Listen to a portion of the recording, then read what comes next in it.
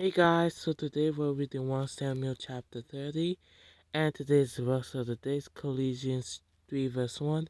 Since then you have been raised with Christ, set your hearts on things above, where Christ is, seated at the right hand of God. Amen. So today we're reading 1 Samuel chapter 30. 1 Samuel chapter 30. David and his men reached Ziklag on the third day. Now the Amalekites had raided the Negev and Ziklag. They had attacked Ziklag and burned it, and had taken captive the women and everyone else in it, both young and old. They killed none of them, but carried them off as they went on their way. When David and his men reached Ziklag, they found it destroyed by fire, and their wives and sons and daughters taken captive. So David and his men wept aloud until they had no strength left to weep. David's two wives had been captured, Ahinoam of Jezreel and Abigail, the widow of Nabal of Carmel. David was greatly distressed because the men were talking of stoning him. Each one was bitter in spirit because of his sons and daughters. But David found strength in the Lord his God.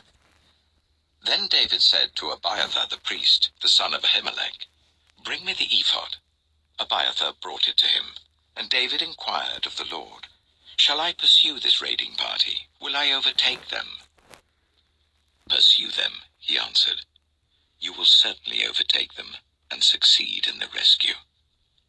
David and 600 men with him came to the Bezor valley, where some stayed behind.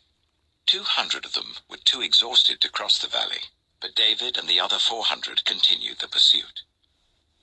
They found an Egyptian in a field and brought him to David. They gave him water to drink and food to eat, part of a cake of pressed figs and 2 cakes of raisins. He ate and was revived, for he had not eaten any food or drunk any water for 3 days and 3 nights.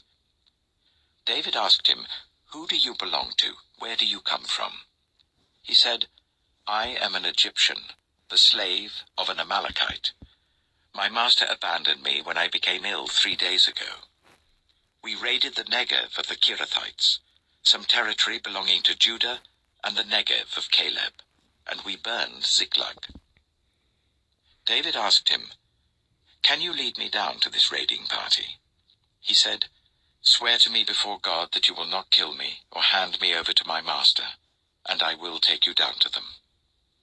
He led David down, and there they were, scattered over the countryside, eating, drinking, and reveling because of the great amount of plunder they had taken from the land of the Philistines and from Judah. David fought them from dusk until the evening of the next day, and none of them got away except 400 young men who rode off on camels and fled. David recovered everything the Amalekites had taken, including his 2 wives.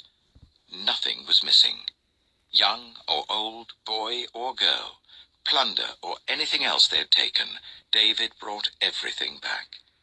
He took all the flocks and herds, and his men drove them ahead of the other livestock, saying, "This is David's plunder."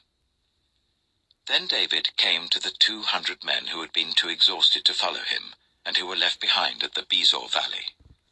They came out to meet David and the men with him. As David and his men approached, he asked them how they were. But all the evil men and troublemakers among David's followers said, "Because they did not go out with us, we will not share with them the plunder we recovered. However, each man may take his wife and children and go." David replied, "No, my brothers, you must not do that with what the Lord has given us. He has protected us and delivered into our hands the raiding party that came against us. Who will listen to what you say? The share of the man who stayed with the supplies is to be the same as that of him who went down to the battle. All shall share alike." David made this a statute and ordinance for Israel from that day to this.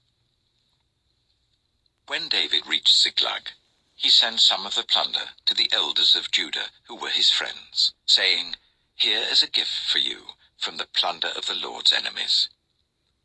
David sent it to those who were in Bethel, Ramoth Negev, and Yattah, to those in Aroah, Siphmoth, and Eshtemoa, and Rachel, to those in the towns of the Jerahmeelites and the Kenites, to those in Hormah, Bor-Ashan, Athak, and Hebron, and to those in all the other places where he and his men had roamed. Amen. So that was 1 Samuel chapter 30, and tomorrow we'll go read 1 Samuel chapter 31. I'm going to end the video here, and you guys have a blessed night. Amen.